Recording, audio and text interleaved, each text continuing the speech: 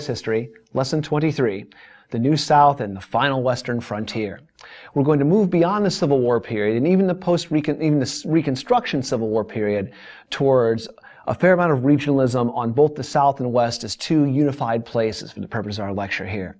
In the ashes of the reconstructed South, that the failures in our previous lesson had pretty much clearly laid out, there was a movement towards trying to establish a so-called New South. Henry Grady had this economic vision, along with other leading businessmen and economists of the South, to try to make the South and Northern equal. The idea was that economically the South must diversify in order to be not be a permanent colony of the North. That was the philosophy, that was the vision, but it met with rather mixed results. The economic reality of the New South was going to involve tenant farming and sharecropping.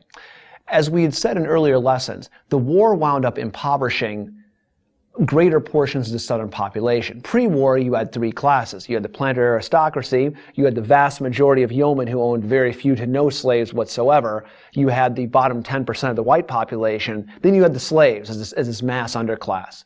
Well, with the war being over, you'll have a small concentration of wealth at the top that'll somehow survive to reassemble their wealth or gain new wealth, and a teeny tiny middling class, and everyone else is in that bottom lower tier. Post-war, sharecropping and tenant farming becomes a new form of economic serfdom and slavery, black and white. And so the racial color line is used to divide poor whites from poor blacks to keep them from unifying in the Deep South. Sharecropping, as you recall, or should recall, is an AP term referencing the fact that you had many landless whites who would then work for whites who had land on their land, doing the labor. In exchange, the landowner and the tenant farmer would share the crop. However, if there's ever a down year on production, the landlord, the landowner, would still get his full share. So to make that up, the payments of crops would come out of the share that would go to the farmer himself who did the work. So his amount would diminish to keep the amount even for the landowner himself. And once you get behind in this model, it's virtually impossible to get yourself back ahead. And so you've got a new form of economic slavery that kind of converts the South into a deeply impoverished region for most of its agricultural workers, black or white in this instance. And in terms of industrial stirrings, although you had more industry being built in the South in places like Birmingham, in places like Memphis, in Tennessee, and you start to have the notion of trying to diversify the colony. Ultimately, most of the profits still go to northern financiers and northern banking houses who either financed these industries up front or bought them out once they started to earn a mere amount of profitability that was attractive to them. So the South really did not actually shake off the yoke of being sort of a semi-colonial dependency of the North in that regard. In terms of the politics of redemption, to redeem the South in the post-Civil War period, post-Reconstruction period, after 1877, which is where our lesson 22 ended, with federal troops gone from the South, what winds up happening is the Carpetbagger Scallywag Freedmen Coalition is dangerously exposed. They are deprived of the shield of federal troops and protections of federal authority. And as such, the South is redeemed, which was their term for return to white rule of the pre-existing social order. And the objective of which is to drive the blacks back into a semi-slavery underclass status, which is what happens for African Americans. The Mississippi Plan was designed to guarantee or codify this notion of white supremacy with the aforementioned black codes that we discussed in earlier lessons, whereby the rights of blacks or African Americans were restricted one by one in terms of the ability to own property, to testify, to own a firearm, to be in a community without a permit or permission of a white. So-called vagrancy laws were used to round up African Americans as they were in communities and simply say, well, you're being vagrant, and as such now you're going to be on a work detail assigned to this white man. So very much a slavery thing without the chain, or put into a penal system whereby you would do convict labor, which was a different form of slavery entirely. Jim Crow segregation rapidly follows this model as the desire is to divide the South. This is a term you should clearly know from your AP courses. Divide the South into a white and black world, or white or colored is their terminology world in terms of schools, churches, hospitals, all major public institutions, public and private institutions, to create a two-class society. This is challenged legally in the case of Plessy versus Ferguson in terms of accommodations of passengers on railroad cars. And the court upholds this, saying in the famous phraseology, separate but equal. Now, in reality, separate never meant equal, particularly when it came to schools and public facilities and access and quality of public facilities.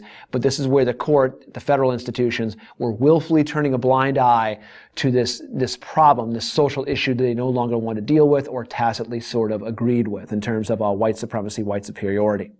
So where does this leave African Americans? Their options were limited at this point in time. There's two key schools, the older school and the newer school, on the post-Reconstruction period for African American activism. Beginning with Booker T. Washington, who establishes the Tuskegee Institute.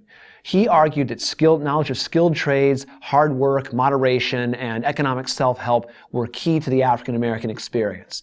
In other words, he said, having the ability to have a skill is more important than being able to write a poem or being able to vote, to have power at the ballot box, etc. The famous line from his Atlanta speech on this was in 1895, was cast down your bucket where you are. And what he meant by that was, he, speaking in a homily or metaphor about a ship at sea, said that a ship at sea had said they were all dying of thirst on the ship. A neighboring vessel came by and said, cast down your bucket where you are. In other words, help yourself out. Throw your bucket over the side, pull it up, you got plenty of water. Washington's metaphor, or his analogy, was that the solutions to our problems are right in front of us. And those solutions lie in the ability to gain economic skill. And through hard work and through economic progress, we will earn the respect and earn the equality of the white man. Now, later generations, the new school, will look at this, and W.E.B. Du Bois, after 1900, is going to see this, along with the activists with the African American community, as being an enormous sellout. They're going to see this as a sellout to segregation, accepting things as they are.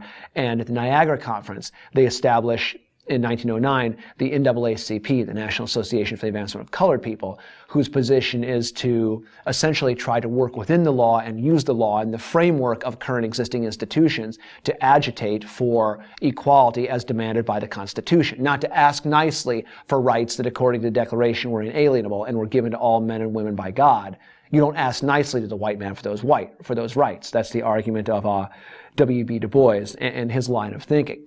Now, it's safe to say that probably in the immediate post-Reconstruction period, Booker T. Washington's proposals, being less threatening, were also probably more pragmatic in terms of they were what the white South power structure was going to accept.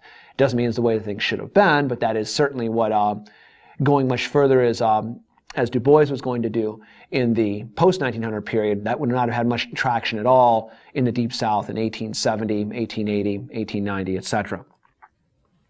Transitioning from the New South to the New or the Last West, the frontier. To look at what our frontier is, we have a new map up here, and we're going to specifically concentrate on things largely west of the 95th meridian, probably even west of the 100th meridian, in terms of the areas we're going to emphasize for this unit here. Now, what is a frontier? We've been using the frontier since we were on parts of the map that were over here that you couldn't even see anymore on the Atlantic coast.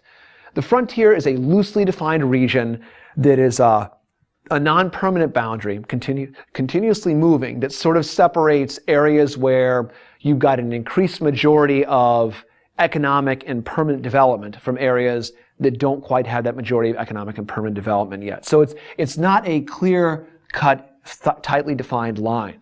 However, this is a time period in which a continuous backstory in your course, no matter what else you've been talking about in your chronology so far in your classes, through this entire point, there were issues with westward expansion and the Native Americans. That story, that chapter kind of ends with this unit of review here. The 1870s to 1890s ends this issue of Native American versus white domain of the continent, and it ends overwhelmingly, unanimously in favor of white conquest of the continent at the expense of its original Native American inhabitants. And where these Indian wars are seen is in their climax in the 1870s, 1880s, and 1890s, which is really a culmination of a super long pattern, a 400-year pattern of Indian-white relationships. From 1500 to 1900, the pattern went as follows. Whites would essentially sign a treaty, some legal document with Native Americans in a region, guaranteeing to respect certain territorial and regional rights for whites and for the Native Americans. Invariably, whites would then violate these treaty terms, encroaching on Native American grounds or rights or premises and obligations. Trouble would ensue.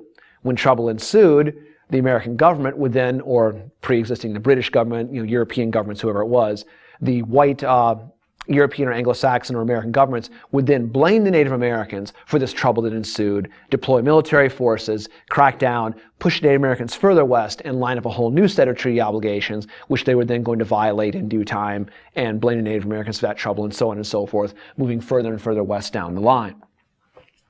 The climax of this open conflict in many ways comes in 1876 through 1887 with the Battle of Little Bighorn, the so-called Custer Massacre. Interesting phraseology.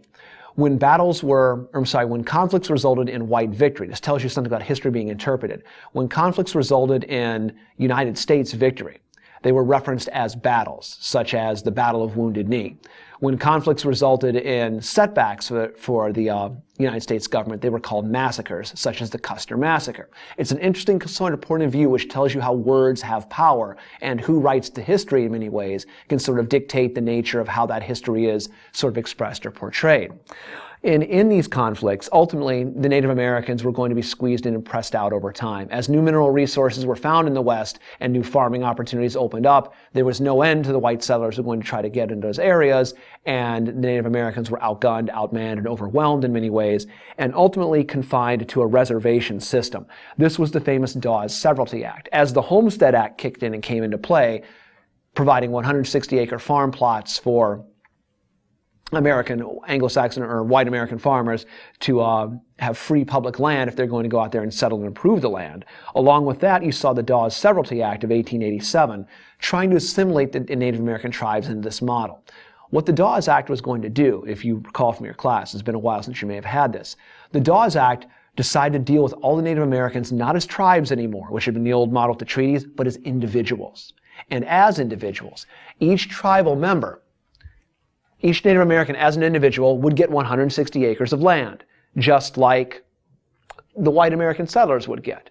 Now, the hidden but very obvious part of this is this area is not very densely populated at all. If you give every Native American here 160 acres of land as an individual, that's going to open up tens of thousands, hundreds of thousands, if not even millions of acres of land that's going to be now available for the whites to settle and develop on their own. So the idea of the Dawes Severalty Act was to try to break these tribal ties for the purposes of dealing with the Native Americans as in a manner that U.S. citizens will be dealt with from the land, but also to assimilate them into our society, assimilating them in terms of destroying Native American language and culture as well, with each Indian receiving a portion of this farmland.